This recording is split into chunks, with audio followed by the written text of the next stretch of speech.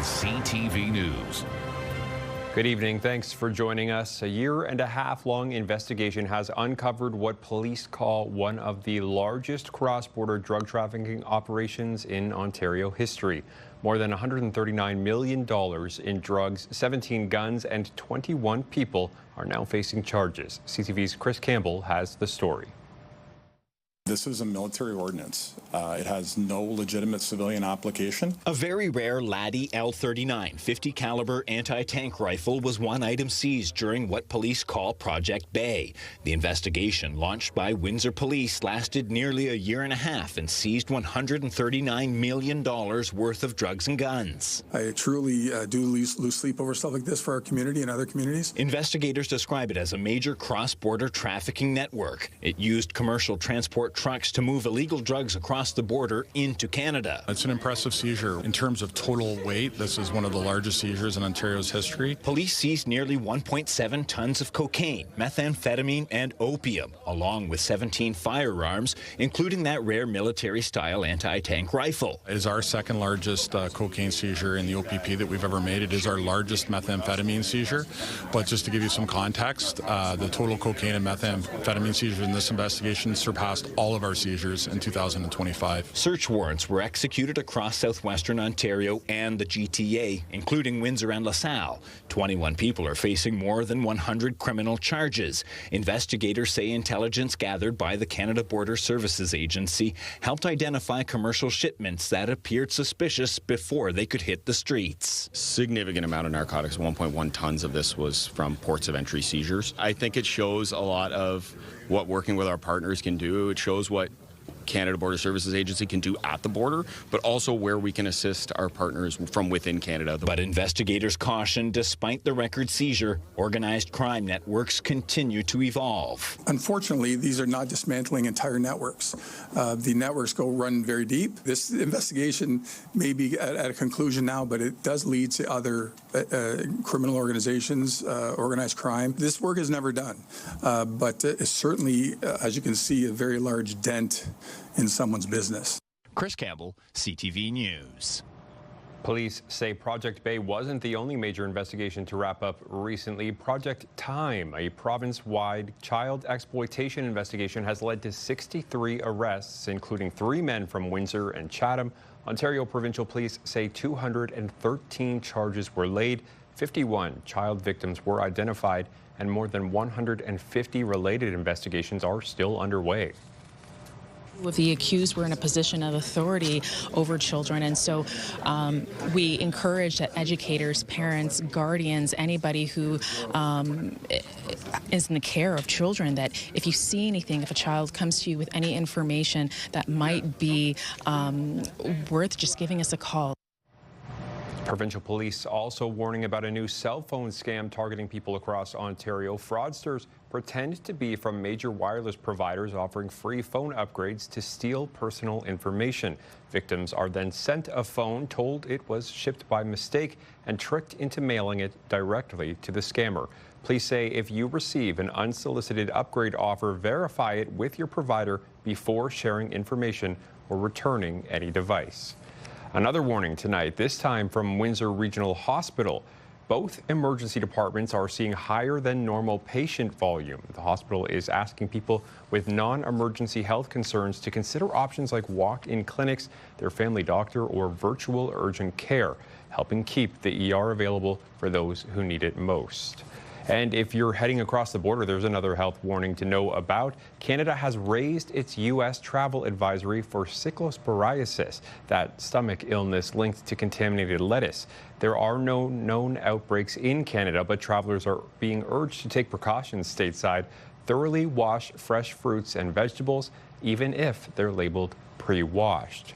Speaking of crossing the border, we're on the eve of the ribbon cutting for the Gordie Howe International Bridge. It doesn't open to traffic until Monday, but you can already take home a piece of history. Tonight, CTV's Robert Lothian joining us with a look at the first official bridge merchandise. And Robert, it's all been created by Windsor artists and businesses. Yeah, Travis, when the Bridge Authority put out the call for vendors, their biggest ask was for locally made products. So for the past few months, 3 local businesses have been bringing the Gordie to life all over again, designing T-shirts, magnets, drawings, bags, and much more, I should say. And with the span now expected to open on Monday, the official Gordie Howe Bridge merchandise is officially on the market. A new fixture on Windsor's skyline now has a clothing line of its own. Ever since we found out that we'd be making stuff, we've got tons of fun ideas, and we just really love coming up with new fun things to make. Official Gordie Howe International Bridge merchandise hitting the shelves at Whiskey Jack Boutique just in time for the bridge's opening day. So we made these bridge, we call them the bridge scene shirts. So basically displaying how people will hopefully use the multi-use trail. So, you know, people walking, biking, and love pushing that forward. The Windsor-Detroit Bridge Authority put out a call for vendors last fall. Their biggest ask was to lean into local. We wanted to have a variety of things, so we made some postcards and also some mugs and tote bags, and just wanted to complement what the other vendors were making as well. We kind of all got together, put our minds together, collaborated, and decided like how we're going to game plan this out. We all met, and we kind of decided like everybody's going to do a little different part of the piece of the pie, basically. Whiskey Jack, Rare Apparel, and Dave Houle Designs all selected to make some merch, from mugs to postcards and T-shirts, all completely Canadian. It's very important for us to be able to put like Windsor artists, local businesses on the map by working with the people locally and just kind of sharing those talented artists and just sharing all of the talents that we have to offer around here. Part of the proceeds will support the Howe Foundation to be reinvested in the Windsor and Detroit communities. Since launching this week, more than 260 Gordie-themed items have been purchased, including orders from Texas, California, and of course, Michigan. They still see us as partners, and even if all of the politics might overshadow it a little bit, still at the bottom is this understanding and support for each country. And after getting a chance to climb the bridge and take some pictures, Ms. Takitas feels residents won't be disappointed. You'll feel it as soon as you drive on, how massive it is, and a lot cooler than the Ambassador Bridge. Whiskey Jack says they are hopeful that they have enough inventory for everyone who wants something Gordie themed, but warn that sales are moving fast. Now, this won't be the only bridge apparel to come. The local artists say there's already some work underway on future releases that should be out in the months and years to come. Travis. Thank you, Robert. That's CTV's Robert Lothian reporting in studio for us tonight. And speaking of the Gordie Howe International Bridge, Prime Minister Mark Carney is acknowledging he could have been clearer about the deal with the U.S. Carney says he didn't lie about the agreement, but admits he could have explained it better. The Prime Minister had suggested Canada would pay off the bridge before sharing revenue, but documents released this week show the U.S. will receive a share of net revenue after operating costs for the bridge's first 15 years. Could I have explained it better on a Sunday morning at Stampede? Yeah. With a cowboy hat on? Yes, I could have explained it better. The new bridge is meant to connect two countries, but with tariffs, trade tensions, and a new revenue-sharing deal still fueling debate, many are still keeping their elbows up. We wanted to know, are Windsor-Essex residents still making more of an effort to shop Canadian? But I will 100% buy nothing but Canadian. It's all Canadian all the way. Anything that say USA, I don't want it. Absolutely not. And why not? Because Trump wants to rob us. We're going to show him that we are strong enough that we can handle anything. I always buy Canadian. I check all my groceries, make sure they're Canadian. Because I spent 20-odd years working in the States. I was very good. But you know what? As soon as Trump started this mess about it, and when he was in there, I was still working in the States when he was there the first time, and I saw what he did to the health care. So you know what? He doesn't need any of our money. I was born and raised in Vancouver, British Columbia, and I'm not looking at what's below the border. Mr. Trump, he's, yes, we want to buy all Canadian. We don't want to listen to that Trump anymore. They can have him. Well, we keep the money at home. We are Canadian, we live in Canada, so we have to buy. And I think our product is more healthy. Think like what my wife, she says. Will 100% buy nothing but Canadian. Canadian. They can walk, talk, and dance, and St. Clair College believes it could help shape the future of work. Here's CTV's Bob Belichico. A fist pump from St. Clair College's R1 Humanoid. That is so awesome. The robot is a head turner as it roams the college's hallways. I find it fascinating. It's like Star Wars. The technology nowadays is amazing. The robot can walk, talk, and dance. Do you have dance moves like that? Yeah. Let's see what you got. The Unitree R1 Humanoid stands 4 feet tall and weighs 29 kilograms. I'm that generation where I grew up, we didn't even have internet. Now we have mobile phones. This is just the next iteration. The robot comes in at a cost of $26,000 and was funded through a federal research grant. We're hoping that our students can work with the humanoid and be able to use what they've learned to be able to speak in a natural language, be able to communicate with it, even be able to interact in different ways. The robot was delivered to the Research and Innovation Department this week. There are preset movements that can be manipulated, but we're going to kind of bypass this and start programming our own movements. And that's where the key is for programming, and the students are going to help evolve, create that AI and large language model. Students may be able to teach the robot to push the elevator button and travel to a different floor. Now, the robot's agent or brain is loaded with data from the faculty. The thought is it may eventually respond and develop its own way of interacting. It's very safe as well, because what we do is isolate it to the information that we want it to learn and use.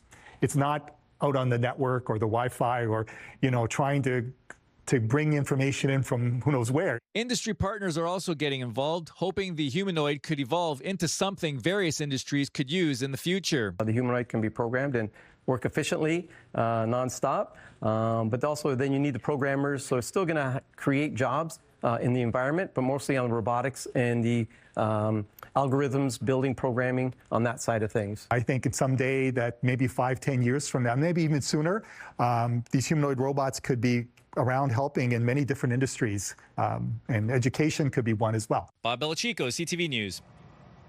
CTV meteorologist Gary Archibald has your full weather details coming up in 2 minutes' time. Very problematic for many gardeners. What are these nasty little bugs, and how can you stop them from destroying your garden?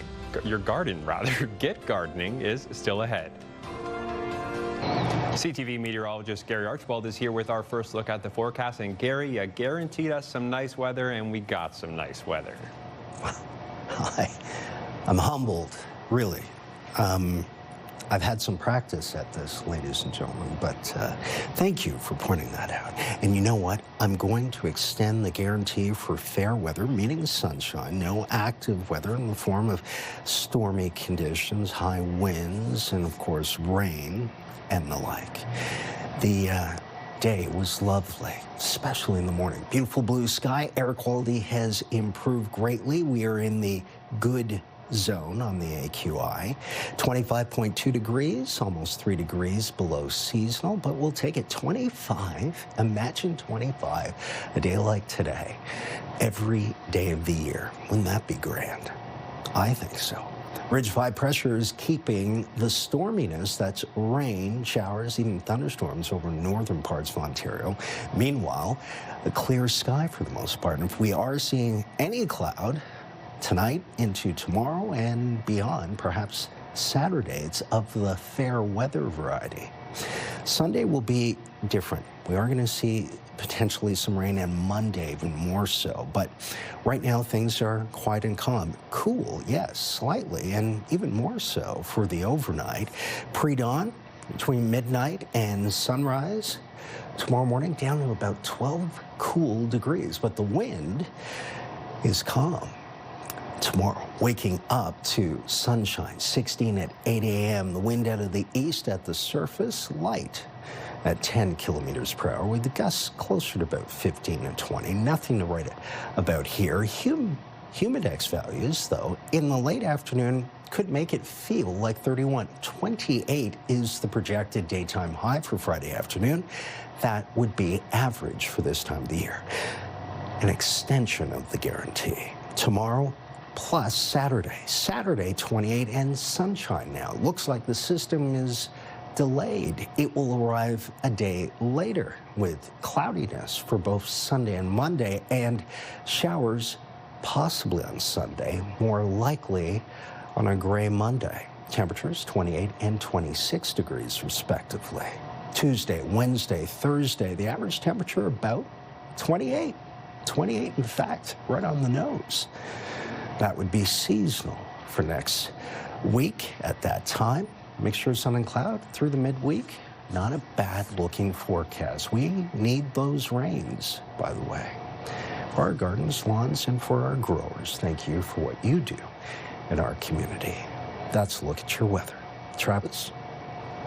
Thank you, Gary. The Prime Minister is promising to do whatever it takes to deal with Donald Trump and his threats of punishing 50% tariffs.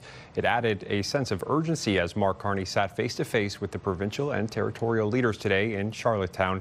They were demanding Ottawa outline a plan to negotiate a deal. CTV's Rachel Aiello is in Charlottetown.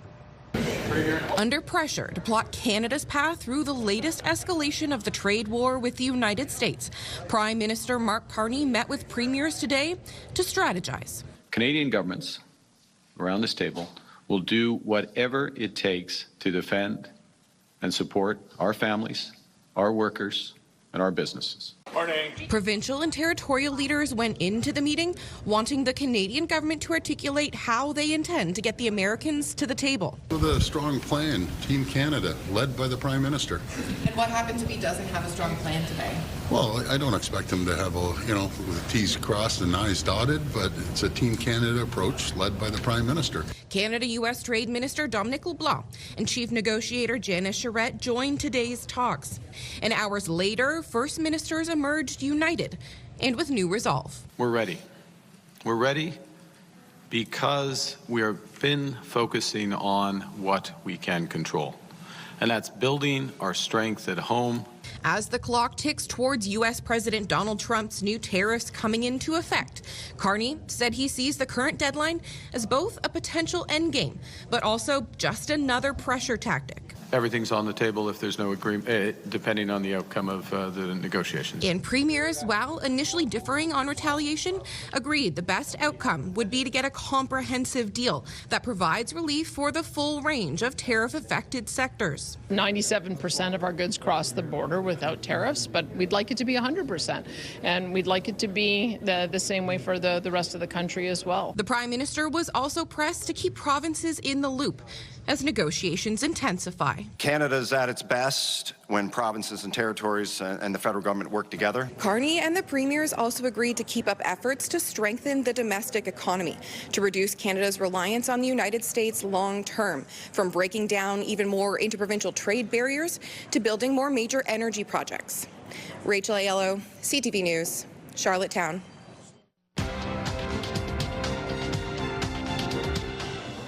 On the markets today, the TSX lost 292 points. The Dow dropped 507 and the Nasdaq fell 553. The Canadian dollar is up 0.03 cents today. Gold lost more than $100 an ounce and oil gained $5.36 a barrel.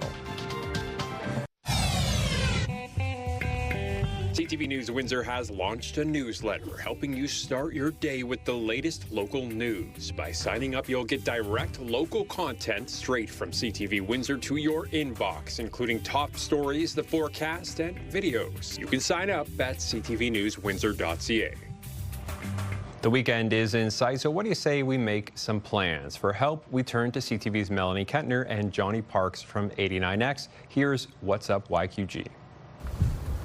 Yeah, we're near the site of Run with Responders this weekend. Johnny, can I finally convince you to start running or what? You know, I think I might come cheer everybody on, just baby steps, all right? We're here with Dave. Can you tell us more about the event? Thank you. Yes, 4th Annual Run with Responders 5K this Sunday, 9 o'clock at the Civic Terrace Plaza. It's a first responder themed run and walk. And everybody's invited to attend, right? Everyone's welcome. There is some misconception that you have to be a first responder. You do not. Everybody is welcome to attend. And out of the responders, is there a group that tends to be the fastest? Well, that's interesting you say that, Johnny, because we have a casual competition called the Chiefs Challenge. And what it is, it's between Windsor Fire, Windsor Police, and EMS Windsor, Essex. And there's a trophy and bragging rights for the team that's the fastest. Right now, this is our 4th year, the competition is tied 1-1-1. So this is a pivotal year. Ooh, this is going to be the tiebreaker. Okay, so what's the breakdown of events on race day? So what'll happen is at 9 o'clock we have a 200-meter kids dash for the little children, followed by, about 5 minutes or so later we'll do an 800-meter run, which is kind of fun because normally it's a kilometer, but this one is called the CKLW AM 800-meter run, and then the 5K will start after that. I think if I start training now, I might be able to beat the kids in the kids dash, but that's about it. Where does the money go from the event? So we have 3 fantastic charities, local charities we're supporting. So the Law Enforcement Torch Run for Special Olympics, Windsor Firefighter Benefit Fund, and the Canadian Mental Health Association Windsor Essex County Branch. Oh, all deserving charities. Good luck on your event, Dave. It's going to be an amazing one, I'm sure. Now, Johnny, there are a few other things we got to mention, including something else just further down the riverfront. Yeah, the riverfront big picnic going on at Alexander Park. Oh, that'll be great. And what about something in Amherstburg? Amherstburg's gone car crazy. I mean, I feel like they always are, but it's a part of an event, yeah. And if you're in the mood for a little Halloween, there's something else? Yeah, the Scarehouse Summer Scream. I love those guys there. It's great. Woo! So from like screaming to running, a little bit of everything. I always scream when I run, yeah. We'll put the links online, and that's What's Up Waikiki.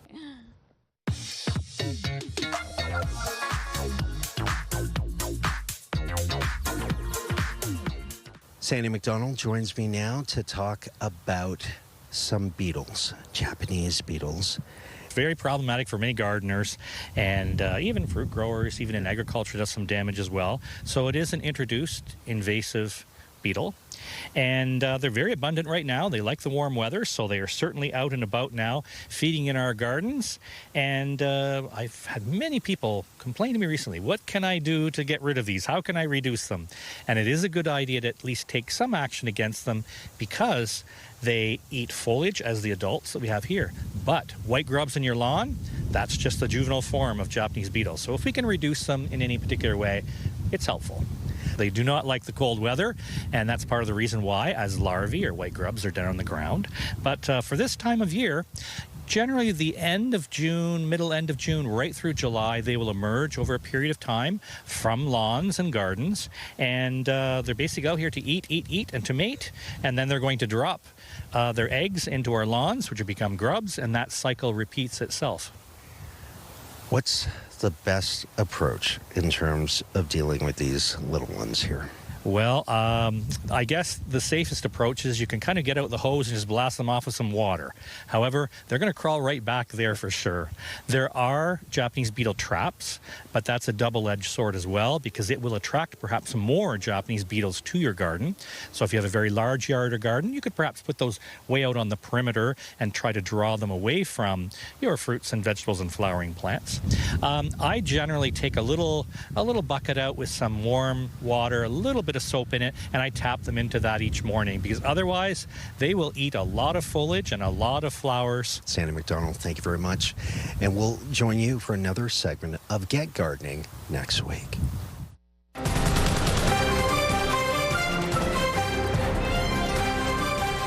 CTV meteorologist Gary Archibald is here with one more look at the 7-day forecast. And Gary, looking like some beautiful weather tomorrow with the Gary Archibald stamp of guarantee for the bridge ribbon cutting ceremony, that is, but a little bit rainy when we're able to drive across it on Monday. Yes, you're right about that. But we'll take it for the ceremony and put our Canadian stamp of approval on that. Looking forward to it. Sunny conditions. And we will be hopping about like a beehive or rabbits in a field of carrots, perhaps. Sunny and beautiful for Saturday. Temperatures 28 degrees both days are seasonal, a little coolish tomorrow morning pre-dawn. And then the clouds move in Sunday. Cloudy, chance of showers. Showers more likely on Monday, 26 after the 28, and then 29, 28, 27. Seasonal. through the middle of next week. Wherever you are, have yourselves a great night. Don't forget your sunscreen, sunglasses. We look forward to the big celebration tomorrow, Canadian style, of course. The best style. Good night.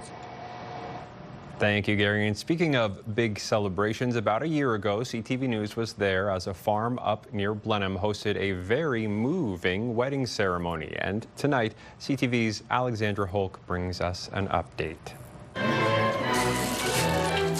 It was just over a year ago that Muriel and Rhett joined together in holy matrimony for a first-of-its-kind cow wedding. Hosted at Utterly Ridiculous Farm in Oxford County, the nuptials drew big crowds and produced a big bundle of joy.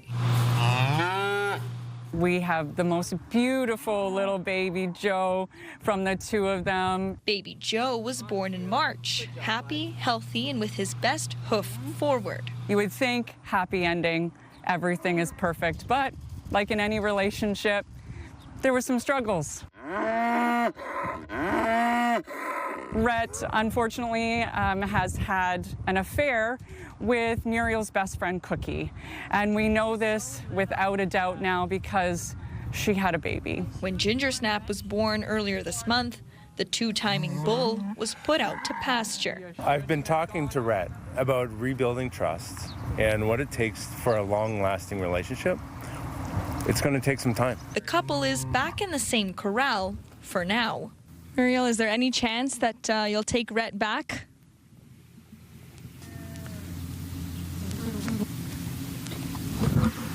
It's too soon to say. In the meantime, the farm has seen a boost in visitors hoping to catch the cast of four-legged characters, all with their own personalities. We've named it Days of Our Livestock because that's just what it's become. But we have seen a lot of people coming really wanting to meet the couple, which has been really nice to see. The hope here on the farm is that Muriel and Rhett will move past this and go on to greener pastures with baby Joe and the rest of their growing family. Alexandra Hollick, CTV News, Oxford County. That's our time for tonight. I hope you'll join us tomorrow. For now, I'm Travis Fortnum. Take care.